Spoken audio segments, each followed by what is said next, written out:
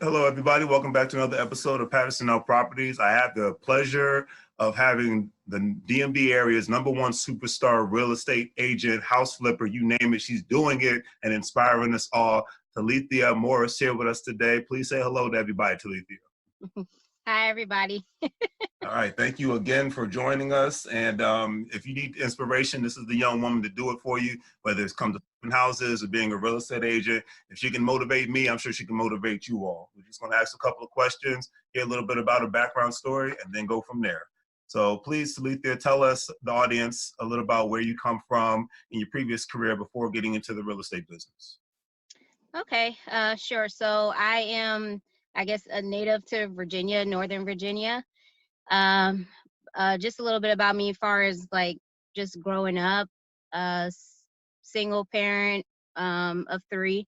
So I mean, well, not me, but my mother. So uh, she's a single parent of three. So I guess a lot of my drive came from like just seeing her, some of her struggles and so forth when I was growing up and whatnot. And I am the oldest sibling. So um, like I said, a lot of that push came from that and just seeing certain things she went through and Mm, how I just wanted to try to put myself in a better situation to avoid certain things. So I've been working like an actual job since I was 15. mm, Um, and I haven't stopped since then. I always have like multiple streams of income, either from doing, like little side jobs and stuff like that, growing up and whatnot. And then I would say I got my first job, like real job, the steady mm. paycheck, when I was when I was 18, and it was actually working with my mother at a company she worked at for the federal government. Mm, But it was a contract position, so I worked there for like 4 years, and I went to different universities at the time. mm. So after that, I came back here to because I went to Georgia State for a year. Came Okay, back very nice. to came back to Virginia. Graduated from Georgia Mason, Mm. and when I was getting my degree, I only wanted to get my degree because I was thinking, oh well, I'll make more money depending on what I do in school. Mm. And but I've always had like the business mindset, so that was what my major was actually too. So um I've had this long-term passion of wanting to so my long-term goal is to help homeless people get a second opportunity to get back on their feet. So I want to have a homeless hotel where I house them and Nice. have it set up with different companies that they can get back into the workforce or learn a trade or something like that. But giving them the foundations that they need, like to get started, and because everybody's not dealt the same hand, whenever we're Agreed. starting out Agreed. in life. So that's uh so when I wanted to do that, I was like, okay, I need a lot of capital to do that. And I figured the best way to do that would be through real estate investing, and as well as me starting as a realtor. That kind of came from that. So when I did both kind of at the same time Mhm. when I started both, but I bought my first house when I was 21, like my personal residence. Oh wow, look at And you. yeah, I yeah, wish I had that I mean, mindset when I was 21. I, to be honest, I'm always just like one of those people like kind of like, oh, how do I do that? Like, how can I do that? So my mom had bought a house in 2008, and I Uh, was like 18 at the time. I was like, you think I could buy a house? And she was like, well, the lender said that he thinks you might be able to. And so I was just like, okay, well, I'm gonna buy a house then. So and so but from that experience, there was a couple of realtors that actually kind of didn't even entertain me mm, whenever I was asking about like what's the process. mm, And I think it was because of my age, and they probably thought it was a waste of time, maybe. So mm, the realtor that did like take me serious, I worked with her, and but there were still some missing pieces. Whatever she was telling me the well, she helped me through the process, but there were some missing components that I said I would offer to my clients whenever I was working with them, because I mm. want them to see the whole picture. So I try to get knowledge on all ends, whether it's about different programs that are out there available for you as a first time buyer, just to encourage, uh, not to say primarily, but sometimes like with the Black culture, like we're the ones that we're not in the know about everything that's affordable and available out there for us. So I try to get that to as many people as I can. Very true. Very true. So that's pretty much kind of how I started in both areas, and I think in March will be 3 years for both that Wow. I've been doing them. You should be commended for that. The biggest thing that stuck out from your story when you shared it, and thanks again for sharing your story, was that you were working in the federal government. Oh, yes. Transitioned out. I myself am in the same capacity trying to transition out via real estate and via other business ventures. So, side note question. Would you see yourself wanting to go back into that environment on a full-time level compared to what you're doing right now? No. So I had another story that I shared a few days ago on Facebook that about what happened with my job. And I didn't leave like willingly. Right. um, and but now I'm thankful that it happened. I just didn't want it to happen that way. Trust Right, me, right, because right. you always I'm always been a planner, and I save for certain things, but like when something like that happens, you just kind of you can't anticipate what to do next. And so Mm, I was lost for a second, but I have a strong relationship with God, and mm, I had to pray about certain things, just kind of just confused why it's happening to me, and stuff like that. And I I don't know I still don't know what I did to my supervisor for her to. So in a nutshell, she basically decided she hated me at some point. mm, And when I went to go leave for another job opportunity, I got some bad advice, and from somebody to let her know that I was going to another job in the agency. And mm, so that gave her the, I guess, ammunition to notify them of whatever she decided she was going to terminate me. mm, And then they rescinded the job offer that they had extended to me. So I was left with like literally no job.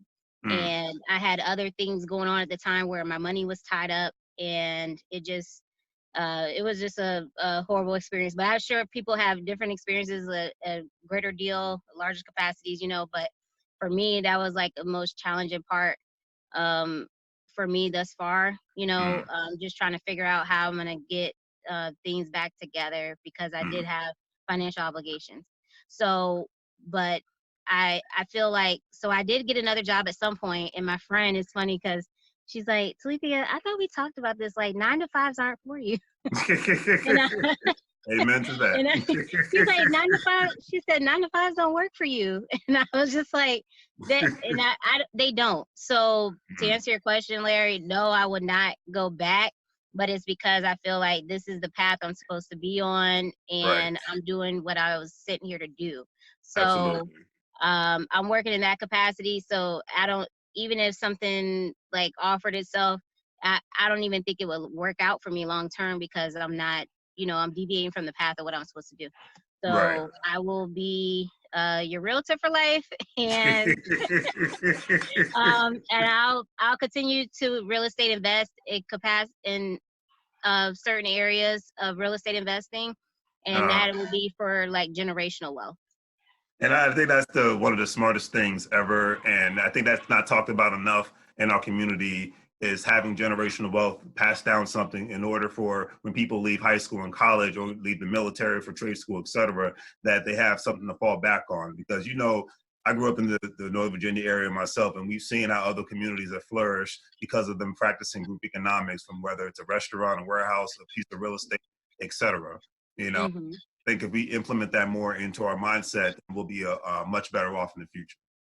Yeah, definitely, definitely. All right. Well, thank you for answering that question. Next question, and this is the one I definitely would like to know. What made you decide to become a successful fix and flip real estate investor? Um, honestly, I mean, who hasn't seen the TV shows, right? And let me tell you, it's not like that.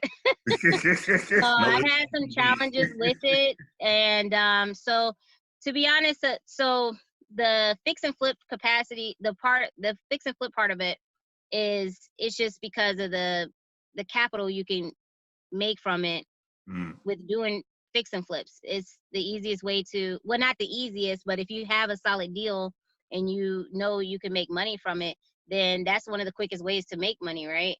So absolutely. that was my reason for doing that type of real estate investing. But over the last couple of years, well, actually this year, it was really hurtful for me too, because I had a trusted contractor I was working with for like Mm, 3 years, and this year he just really screwed me over, like, mm. and so it not only hurt from the trust standpoint, but it hurt my pocket too. I can believe it. So but the year prior was, like, the beginning of the 2019 was great. We completed a fix and flip deal, and we made like, what, 70, I think it was 78,000 um profit. And Mm, then, but the next deal, and some of it may have been me going to, like, getting too excited, just taking on too much. mm. But my contractor, I'll tell you, anybody who's trying to get into real estate investing, you have to have a reliable, like, solid contractor, because they will make or break the business for you. So it's that's like the most important part, to be honest, because that's what, if for the last few deals that I did, they Mhm. weren't profitable. They were a loss because of my contractor. He told me it was going to be completed by a certain time. It ended up taking 3 or 4 months. Now you're in Mm, a new season for when you're going to sell it. And mm. whenever you're doing your numbers and everything to make sure it's a legit deal, you're not factoring in somebody taking 4 or 5 more months to complete your project. Wow. So those things played a factor in it. And just some other parts, but that was the major thing. And so you really need somebody that's going to be trusted, a reliable contractor. I couldn't agree with you more on that one. And that, in a sense, segues into the next question. Since your journey has inspired me and others, what advice would you give to younger people coming fresh out of high school or college, having a career within the federal government, the private sector, and having other economic options, things of that nature? Yeah, I would definitely say, um you don't even have to do real estate investing, Mm, but uh it feels good knowing that if you have some type of, some people have this concept of, oh, I don't want to own anything. I don't want to, and I don't own anything. My companies own it, but right. you don't, that, we just have to kind of be out of the mindset of that, because you have to think about, like, what's after you. Like, if you don't have a plan and you have any children, and you're just it, then okay, maybe. But but if you plan on having a family and stuff like that, like, I've talked to some people this year. One lady I talked to, she was like, I'm determined to be a homeowner at the end of this year, because unfortunately in 2019 she lost both of her parents. Mm. And she said that they didn't have anything to leave her but debt, pretty much. And so she said, I have 3 boys, and I want to make sure that I'm able to leave them something. So that's why she's buying a house this year. Yeah, And I like that. yeah, and so I would say, but you got to find something that you're passionate about doing. What are you going to, even when it's going south, and you know uh is not the happiest days, you got to find joy in still doing that, because that's what's going to keep you going with that, but my long-term goal is what's, like, keeping me, like, focused on getting there, because I have a bigger purpose. Like, I have to serve more people. So, but I would say definitely, even if you don't want to, um, like, commit to all this, I guess, commit to property, purchasing property and all this stuff, just kind of think about it, like, from a generational standpoint. And will you have anything to pass on your legacy? So you just have to consider those things. And I would say, honestly, if you just had a rental property, that might, suffice. You don't have everybody's, we need everybody in certain jobs, or else we wouldn't have, like, a functioning, like, country, right? So Exactly. everybody's not meant to be an entrepreneur and stuff like that. But just think about it from that standpoint of, like, what about after me versus just what about me? Yes, indeed. Long term at the end of the day, because like you said, if you're not gonna own something for yourself, at least own something for your children or somebody within your family. Have Yeah. passed down. I mean, another great example of that, a buddy of mine and a lot of his family, you know, how in parts of the United States where gentrification is taking place, Yeah. like Los Angeles, you know, my future home, you see a lot of gentrification going on, but my buddy and his family, they've been there for generations. And the only reason why they're still there for generations is because 10 out of the, I think of the 10 out of the 15 original siblings, they all passed down homes. Where now Oh, it's a that's quadruple. great. They bought these homes at $70,000, $80,000. Now these homes are worth almost $500,000. Oh, wow. They That's great. passed them down from generation to generation, you know, and you know, you got people that are coming to them every day begging to buy the properties from them. Oh, yeah. But they're like, I'm no, we sure know they the will. value of these properties. We see the stadium coming. We're not leaving Inglewood. We'll be right here. Exactly. But you And know, some people like up in Baltimore where they're doing regentrification too, it's sad because they're kind of forcing them out of their homes. And like I know somebody personally, like they missed their 2017 taxes just because they literally forgot that it came in the mail, $700. But then next year they paid their taxes, but then now they have to go to an attorney and pay like 10 grand to get their property back. So there's, you know, a lot of twisted stuff going on too. It's just unfortunate, but you know, I mean, it's part of what it happens, but the best thing is to be educated about that. So you don't fall into one of those, you know, predicaments.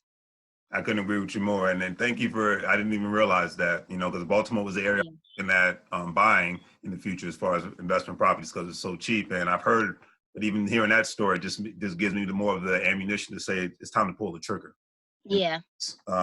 So what, real quick question, what advice would you give to any future real estate agents that have just passed the test and obtained their license and ready to hit the ground running? I will say first, if you got your real estate license to make some extra money, reevaluate that. Because I'll probably get somebody that reaches out to me like once a week or every other week saying, hey, yeah, I'm looking into becoming a real estate agent. And my first question to them now is, I actually have a template of what I stick back because That's it's so smart. common. And it was funny, my boyfriend, he told me, he was like, yeah, why don't you just save that message you just wrote to your friend so that way when the next person messages you, I was like, good idea. It's actually coming in handy. Work smart, not hard, right? Yeah, exactly. Because I mean, I want to respond back to people, but you know, I am busy, and but if you're looking at it to just, you know, make some extra money, like that's not the position to do, okay? Because people are looking for you to advise them and walk them through, and they're of a process, the biggest purchase in their life, okay? So you have to be there for them 100%. So you can't just be looking at it as a paycheck, because they're trusting you to have all the information that they need to get them through the process, the least amount of stress as possible. Absolutely. So for one, if you're looking for that, don't even worry about it. Just go try to find something else. And then I'm serious, because you won't survive in it. I understand. So second, I would say that if you're just getting your license and you're really passionate about it, you have to just learn the contracts and stuff, because unfortunately, whenever you take the test, like that's not even teaching you how to like be successful in real estate. It's just teaching you the laws so you don't get in trouble with the law. Got you. Whenever you're out here working with clients. So just try to get the word out there. I know when I first started, I just kind of reached out to my sphere. They tell you to reach out to your sphere of influence. And you can't be shy. So like, to be honest, I had just said this year I was gonna like just say yes to stuff, because I'm terrified of video. So oh really? Yeah. I never would have guessed it. I never, honestly. when you wrote me, I was like, I told my boyfriend, I was like, crap, Larry asked me, can I do this video for him? And I was like, he probably doesn't even know. I would have never guessed it. I learn something new every day. So I'm just like, but yes, I am. But I'm trying to get out of my comfort zone this year because my goal is to reach more people, and video is the best way to do that because they can reference it later. You don't Absolutely. have to look at it right now. So yeah, but you just gotta like do stuff that's, I mean, it's not in your comfort zone, but you can't get to the next level of like success with just being comfortable. So Right. that's why I was like, all right, I'll go ahead and do it, Larry. And I was like, I know you support, so I was like, all right, I gotta get on here and do this tomorrow. I but really appreciate but that. but I am terrified of Oh, well, you're doing great. You're a natural at it. what I'm sure your boyfriend gave you he said, you got this, you can 100%. So, and that's what it's all about, support systems at the end of the day. yeah. Thank you. Yeah. So but yeah, you just gotta be, and you gotta be consistent about stuff because there's a lot of realtors. I feel like they're, you ever met a realtor that's just like, oh yeah, I'm a realtor, and you're like, oh, I didn't even know, like you might go back to their Facebook, be like, did they even post it? Like, All the did they time. post, did they post anything? But you don't want somebody to be like, oh, I forgot you were a realtor. Exactly. That means that's what, Exactly. but you don't want to overwhelm people or bombard them with, like you're jumping down their throat and stuff with like, hey, I'm a realtor, but just try to provide the value first and then the clients will come. Absolutely. Because that old saying, if you build it, they will come, right? Yeah. Exactly. So I just try to make sure I get all the information I can. There's some realtors I've spoken to. They were like, oh well, I'm not a lender, so I don't want to tell them something wrong. And I'm like, you're not telling them like, hey, you're gonna get this interest rate, you're gonna get this. Like you're just providing the other information. So that's what I always strive to be, the realtor I didn't have. My Mm, first realtor, she didn't tell me what's the difference between an FHA loan and a conventional loan. My mm, second realtor didn't tell me like what I need to know about debt to income ratios. And I was the one searching for myself for the best loan option for me, what was going to work best for my situation. mm. And then that's how I found my second house. I found myself, um, and I just brought my realtor along. But That's sad. I'm sorry. I shouldn't be laughing, but and, that's killing me.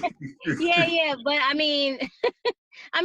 but the way the internet is set up now, Yeah. that's possible you may, but this one it wasn't coming to me in the MLS. I was just looking online and I found it, and she was still to this day, she was like, I don't know where this one was.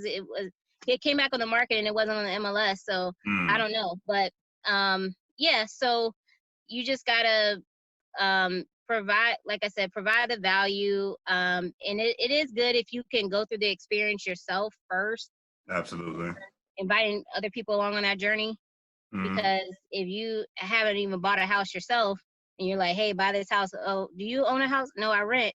And it's just kind of like, you're in a kind of position where you're asking somebody else to do something you haven't even done yet yourself. right. Right. So I feel like I had the experience to bring to the table too, because I had did that. So some of my friends were comfortable working with me because they knew that I had my friend, her dad used to call me the industrious Talithia.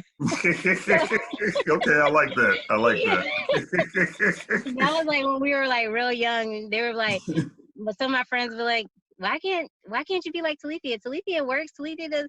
And I was like, well, first of all, y'all are the one telling them the info. You're telling your parents that information. I didn't tell them that stuff.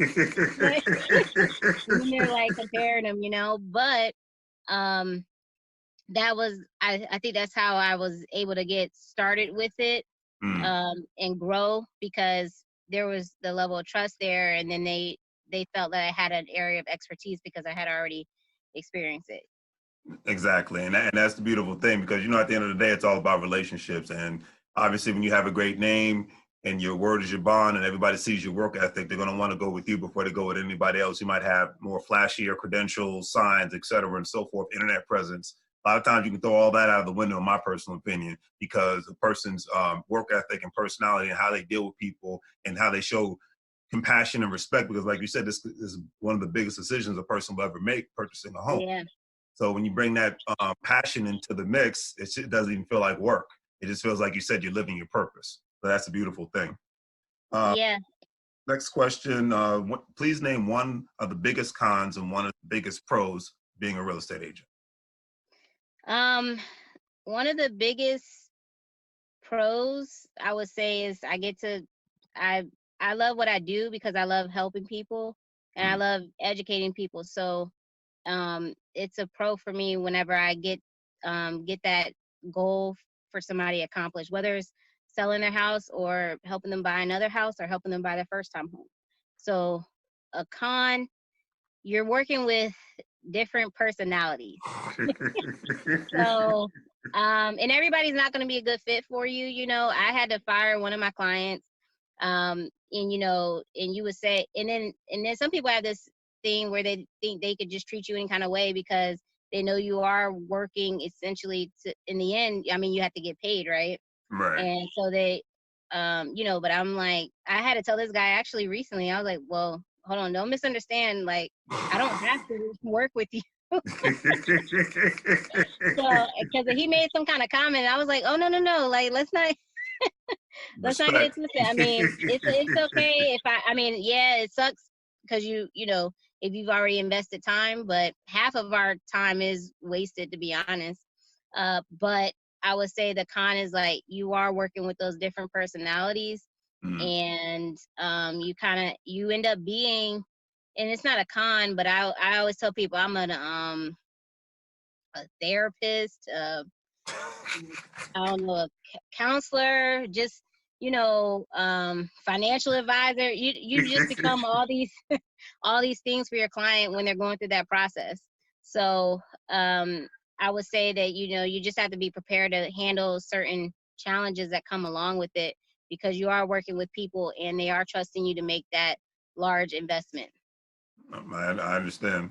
So next leads to the next question. So outside of being a successful real estate agent and investor, what's next for Talithia Morris as far as any other expansions in real estate that you're looking to get into? Sure. Well, so in the summertime, my boyfriend and I, we started a short-term rental business.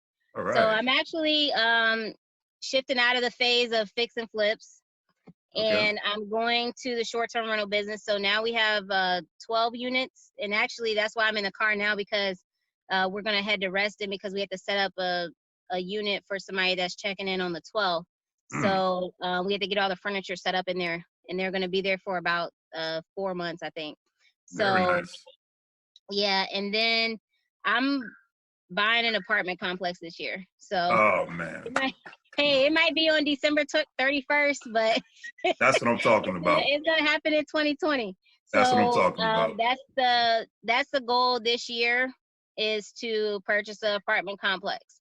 Very So nice. it might be a fourplex, it might be a sixplex, I don't know, but it's gonna be in a complex.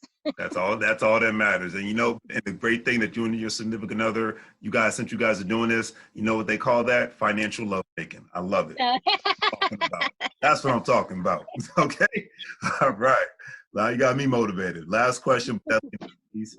Have you thought about getting involved in any other investments, such as, if you haven't already, cryptocurrency, the stock market, or joining a gold investment team or something to that effect?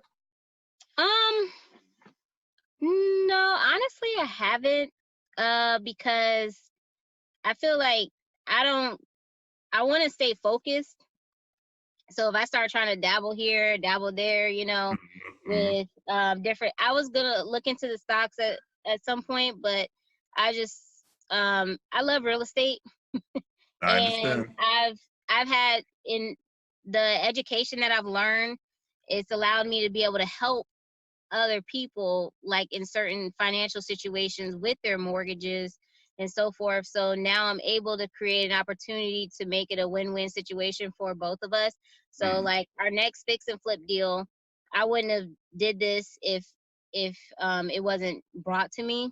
mm, But since it was brought to me, I've been working with this lady for over a year now.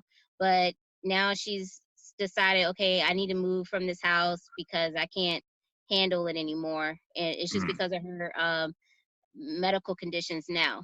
Mm, But I'm helping her transition into another place, and then we're going to renovate the property. It's not going to be a huge profit, but I'm going to be able to help some other people that are on my team with the real estate investing that I do, to help them, show them the process, and then in turn I'm able to help her, and then we're not going to be at a loss at the end of it.